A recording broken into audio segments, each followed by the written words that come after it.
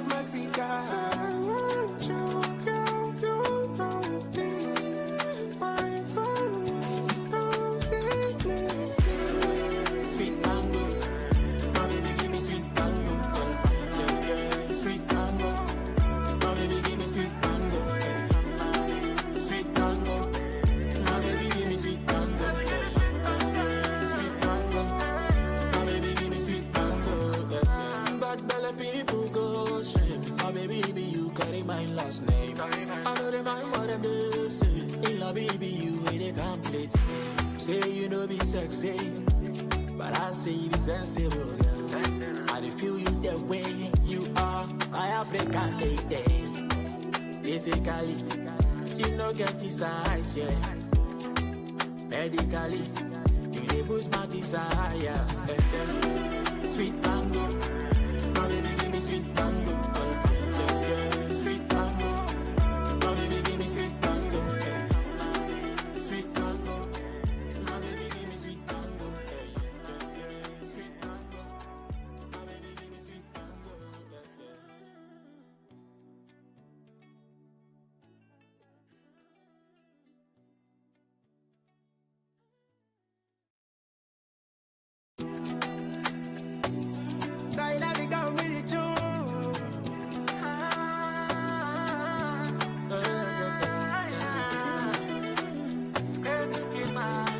Somebody come give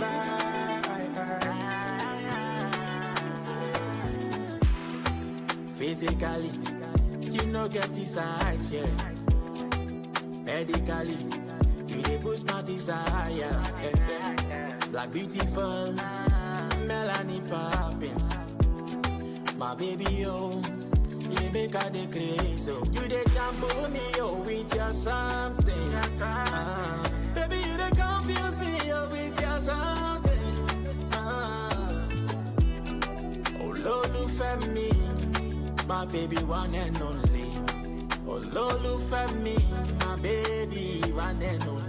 With you, my life go better. I don't get matter, my baby, no they worry. My bread now you dey butter. Only fair gone, sweet mango. My baby give me sweet mango. Sweet.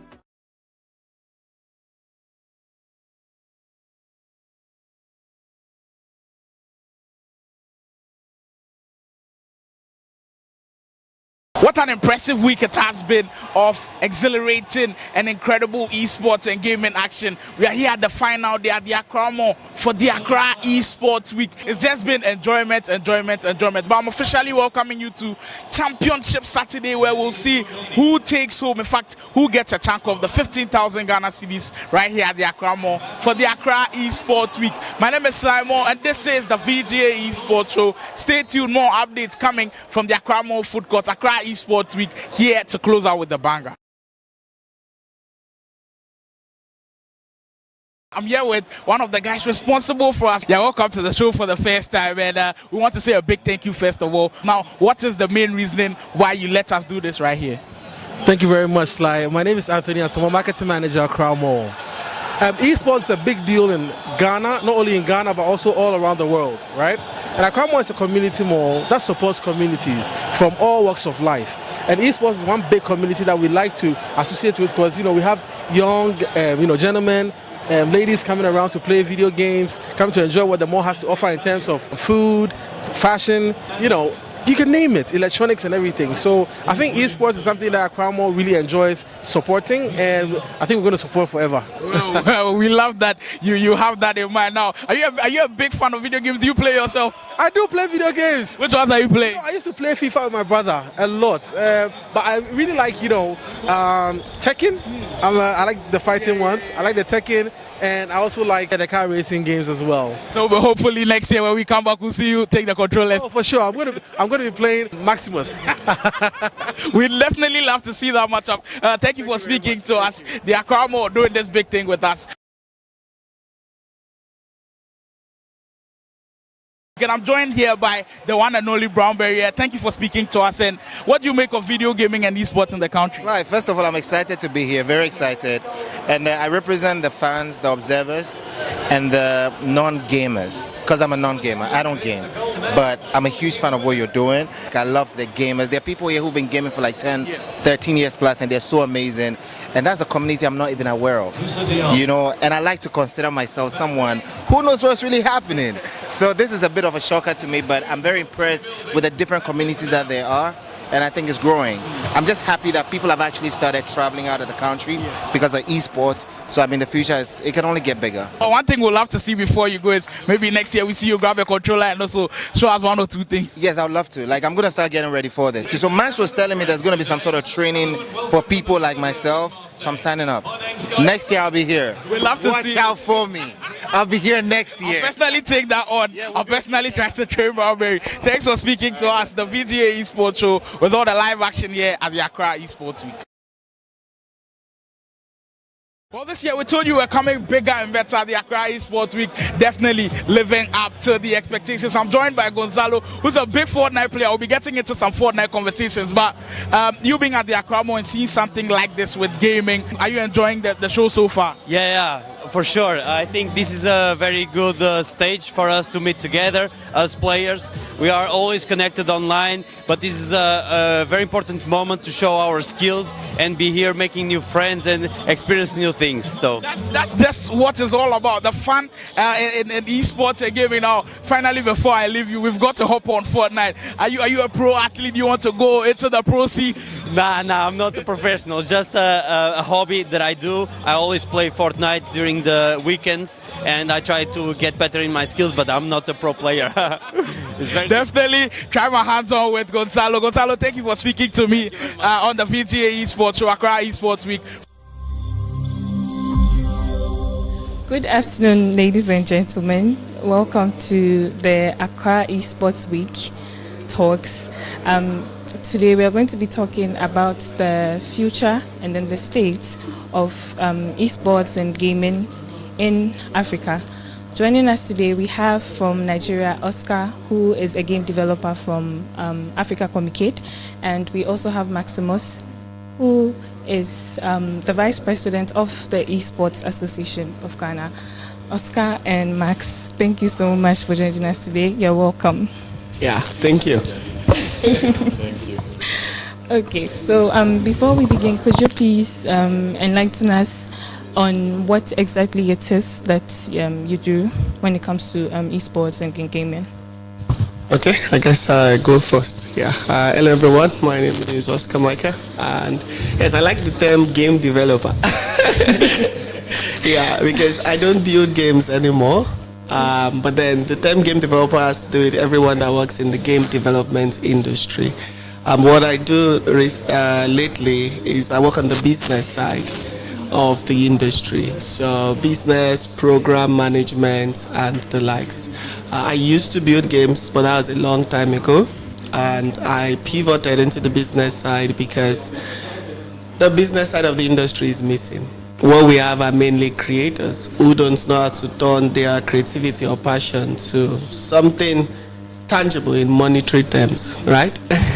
And that's very important if we want to build an industry. We want to build a sector that people can come into and grow. So yeah, I run Africa Communicate. Africa Communicate is a launch pad for stakeholders in the African video games, immersive and interactive media industry. So we focus on video games, animation, comics, and XR. But we put game development at the forefront because that industry connects all together.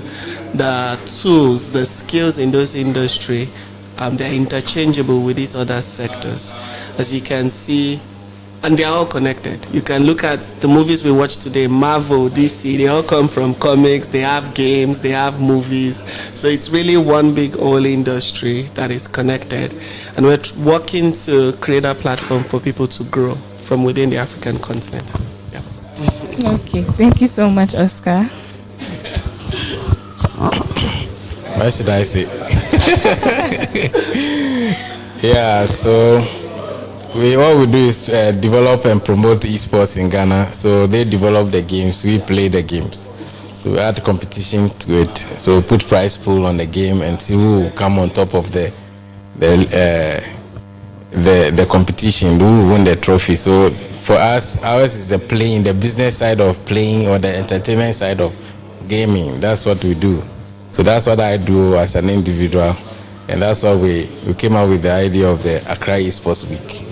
So that we have people playing various genres of games and then people exhibiting their products and also, sharing insights in the industry too as well.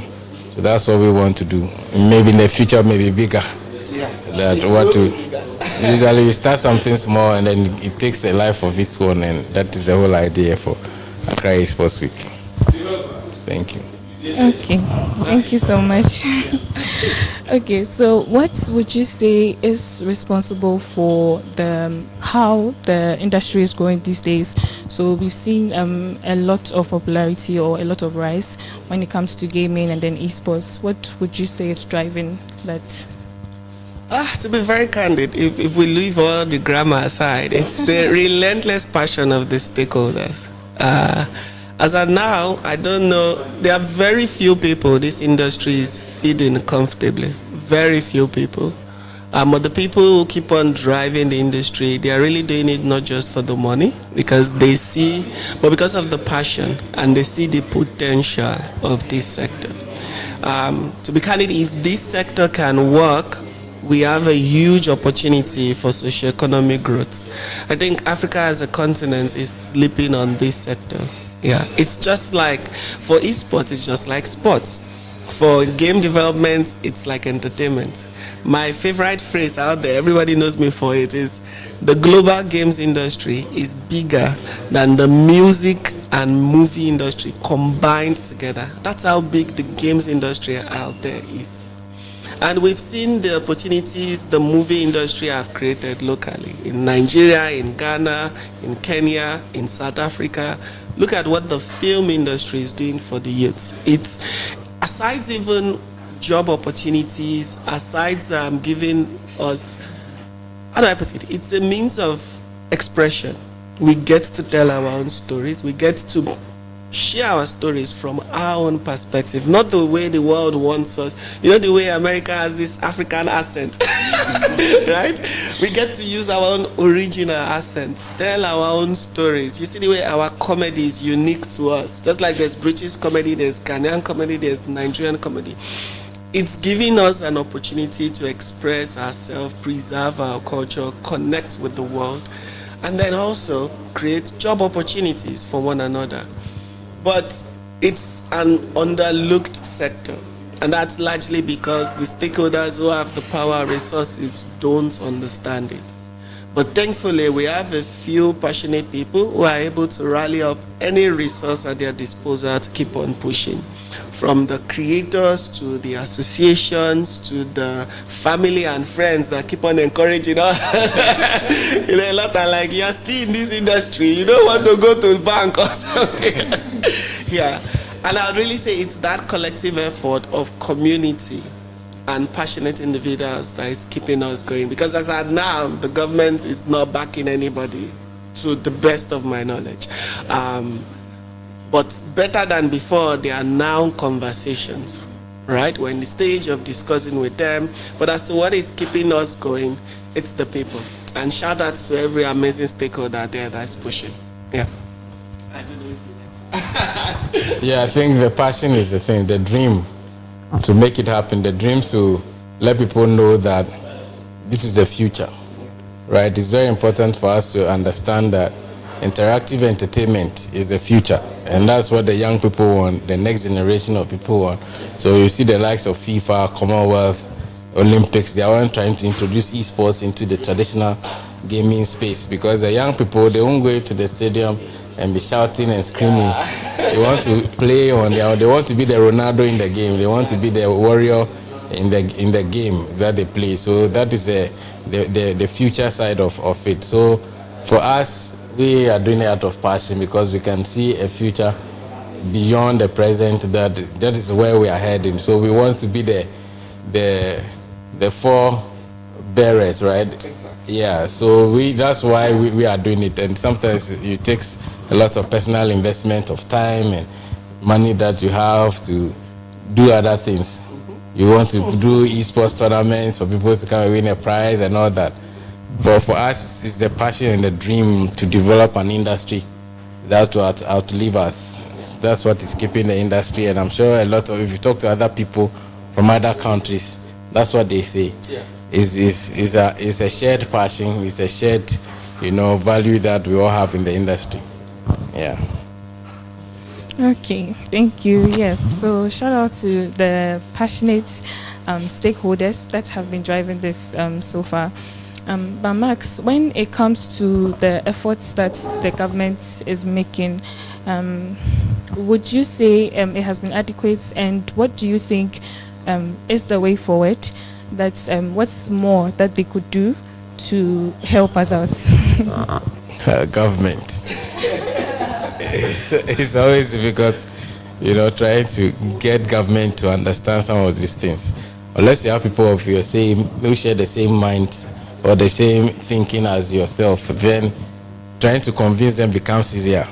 Now, when they go for international conferences and seminars, and then they start hearing people talking about esports and the opportunity in the space, then they start calling you, oh, Sally, we went for this event, this is what they are thinking of, what you'd go about ours.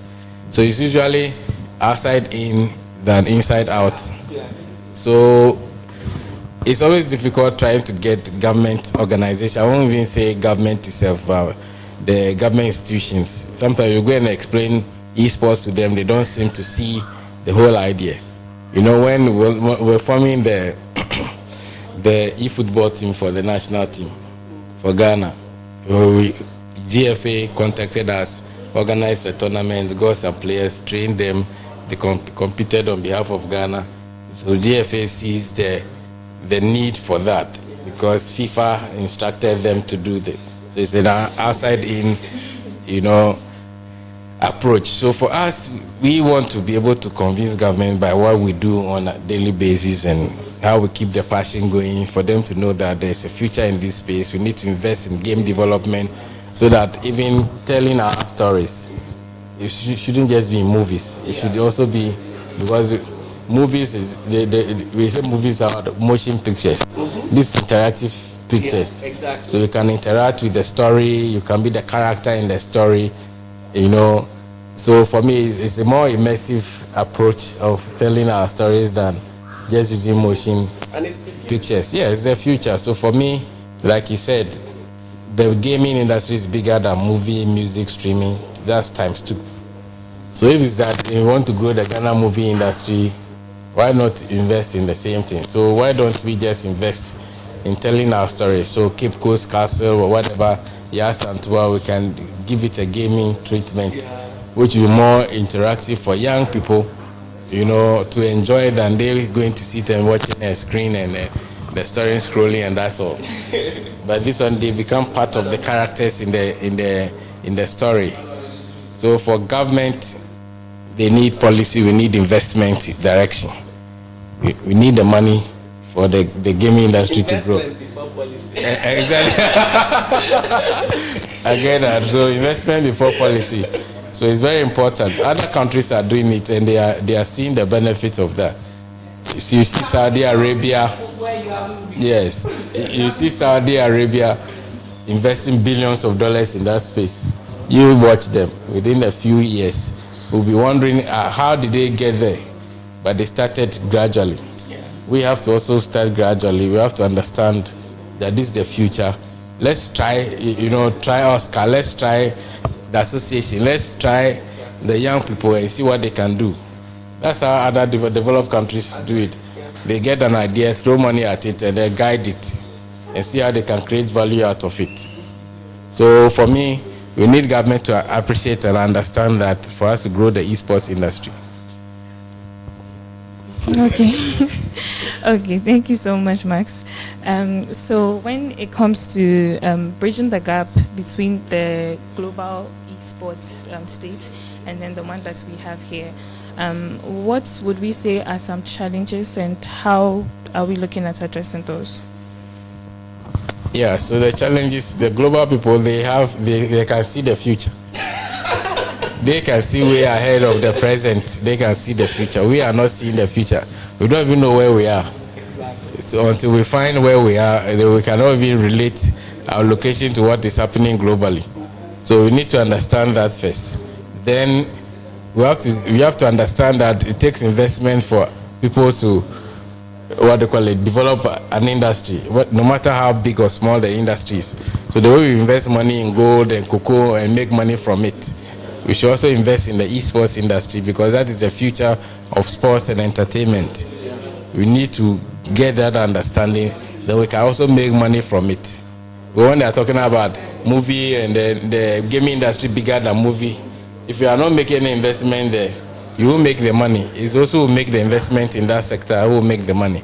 So we need to get that understanding so that we can also be competitive in the global space. If you are not investing in sports, football, if you don't make investment in it, your team will never win a World Cup.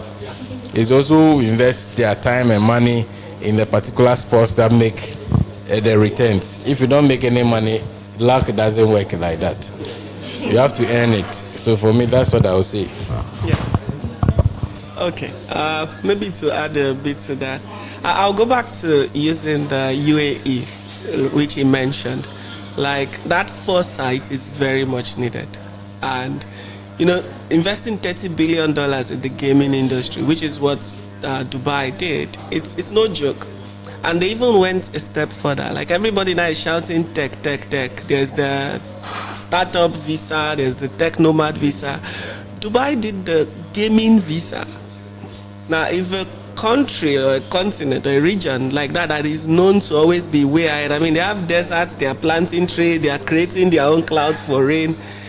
They created a gaming visa. This is like a pointer for every other person to see that there must be something there, because they don't just waste their money on anything. And this is what the government really needs to look at. It's 2025 now. We can't still be doing things as if we're in the 1990s, where we wait for foreign influence to do. We're trying to change our youth, our ecosystem, from just consumers to creators. And the only way we can do that is, once more, instead of selling out our raw materials, let's refine it. Like, the world is changing, let's refine it. Because look at some of the richest footballers on the continent, they are playing for foreign leagues. And if that's what they want, because that is what is happening, the best game development jobs are outside the continent, not within the continent. And so everybody seems to be working to go out. And as we can see, globally the economy is down, but Africa is hit in a very unique manner. So if they really want to change things, it's high time they start looking for how to groom those locally. And reward them as well. I think I need to put that, because most times you find that you do all this work, then somebody whose brother is in government gets appointment. And this has happened. So this has happened many years, but the truth is, if we want to move forward, they need to take up. Because I've also tried to engage the government, even in Nigeria, and the problems are, it's like we share the same problems. Yeah. The problems are similar, but there's an opportunity for change. We just need the right people in the right places, taking the right steps, because the youths are ready. To be candid, the youth and stakeholders, they are ready to work. But the problem is there's still that gap. And like I mentioned earlier, we're having those conversations. So let's see how it goes. Okay. So for the longest time, we've had mainly the older generation thinking that when it comes to gaming and esports, it's all about entertainment and games.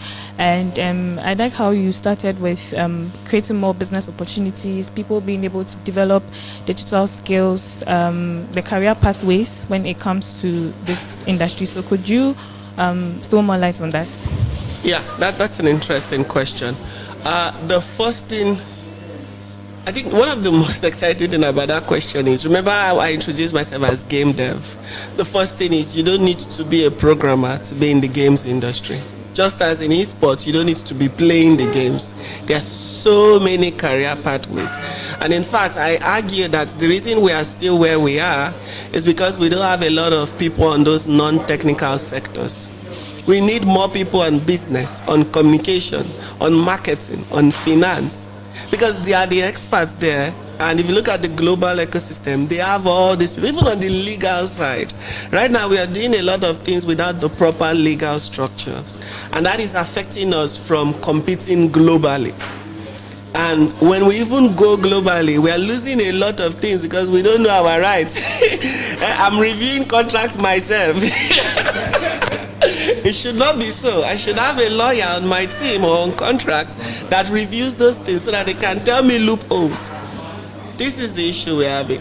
And the cultural perception is also everywhere across Africa.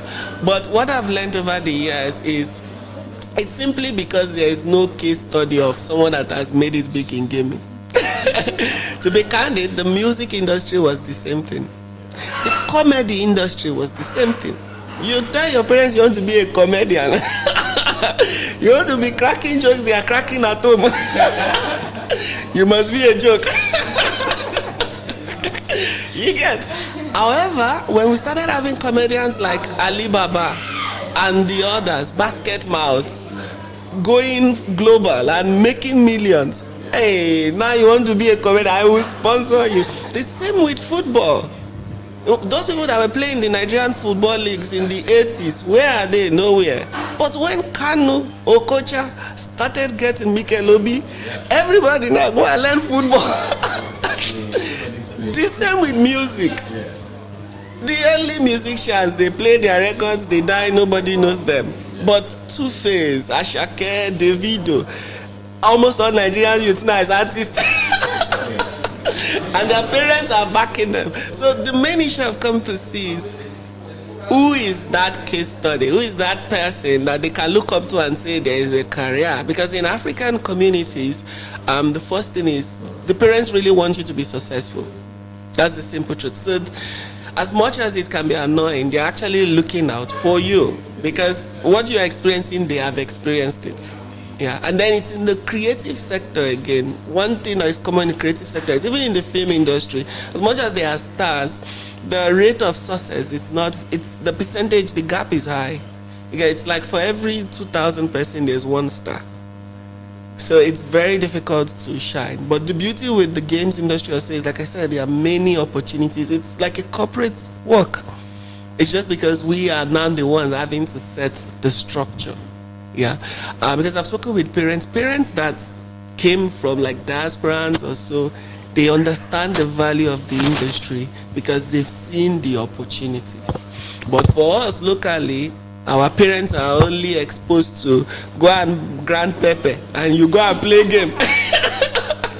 And you come back and receive beating. Then you say you want to go and do that as an adult. No, now. If it was you, would you allow? No. But now that there's esports competing in the Olympics, now that there's esports World Cup, as we have more wins, last year at Gamer Africa, Baby Fox won. That was a huge thing for God. Even me, I was like, yeah. I'm sure coming back, seeing that kind of publicity, his mom's parents will be like, is that your son? Is it?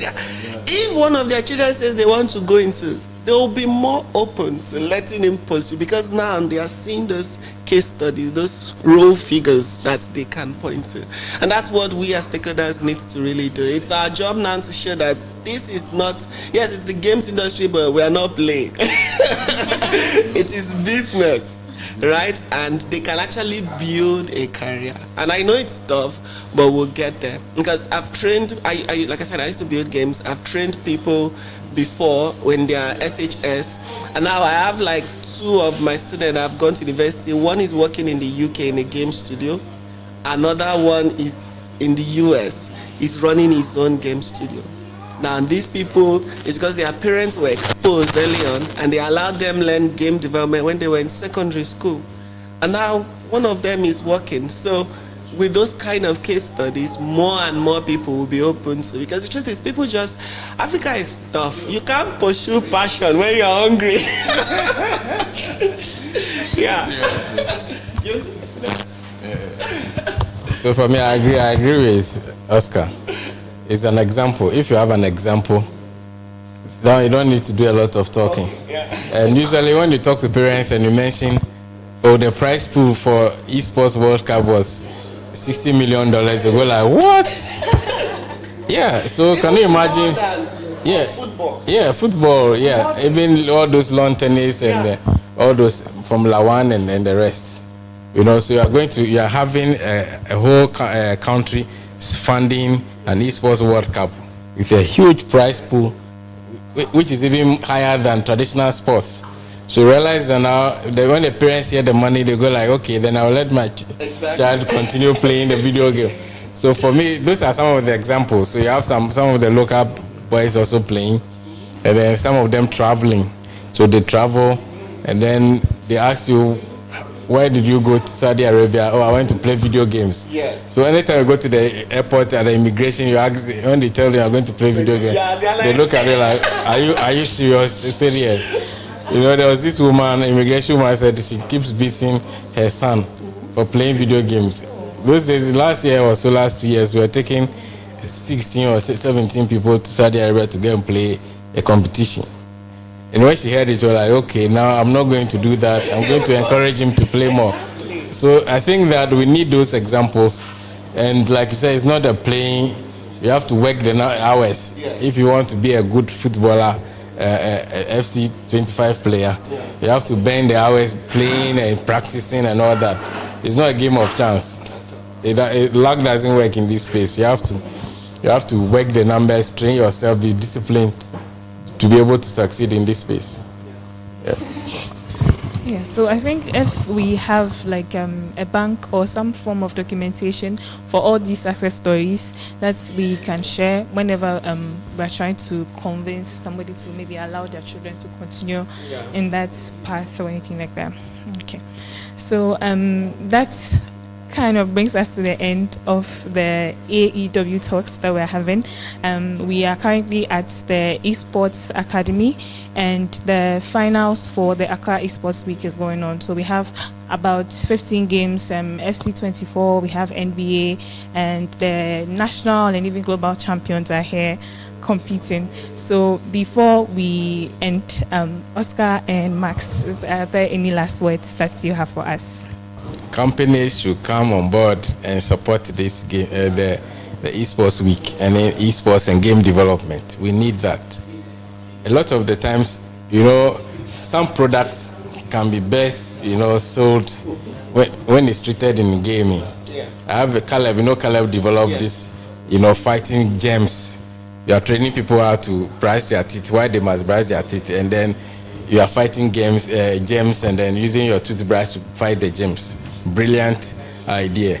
So if you're a toothpaste manufacturing company, that's a brilliant way of, you know, getting people engaged to using your products, right?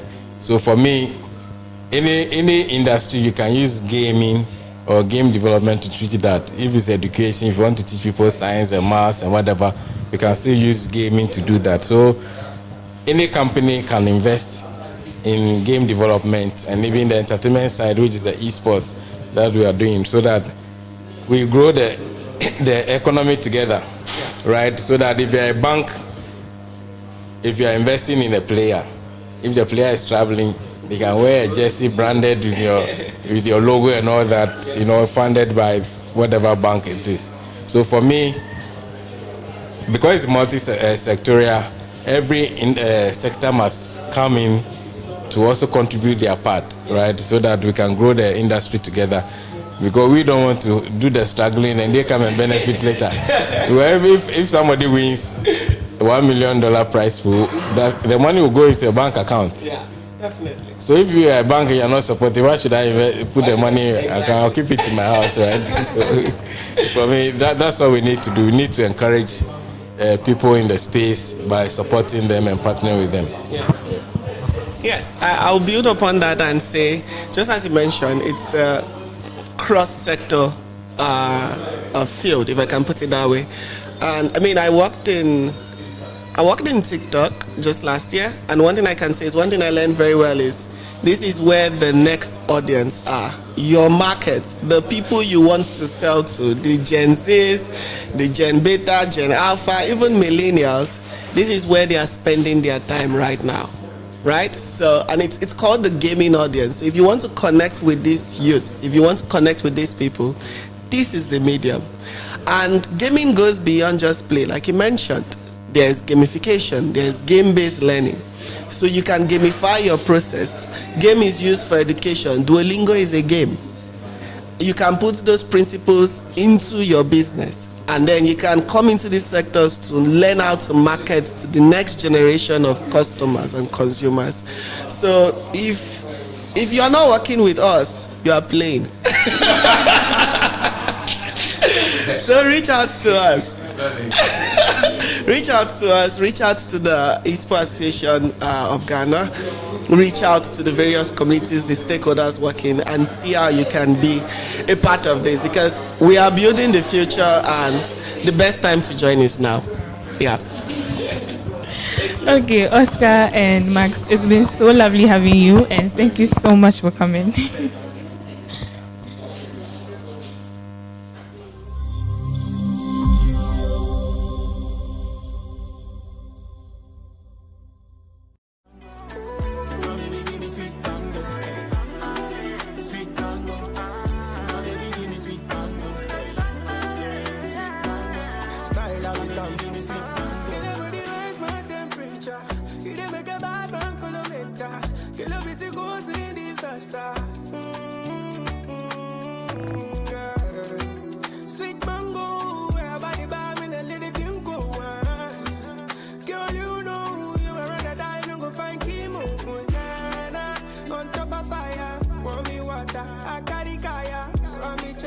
No good denier, no be Judas. I'm your desire, chop my cigar. I want you, girl, you know this.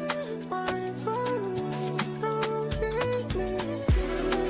Sweet mangoes, my baby give me sweet mango. Yeah, yeah, sweet mango. My baby give me sweet mango. Sweet mango, my baby give me sweet mango.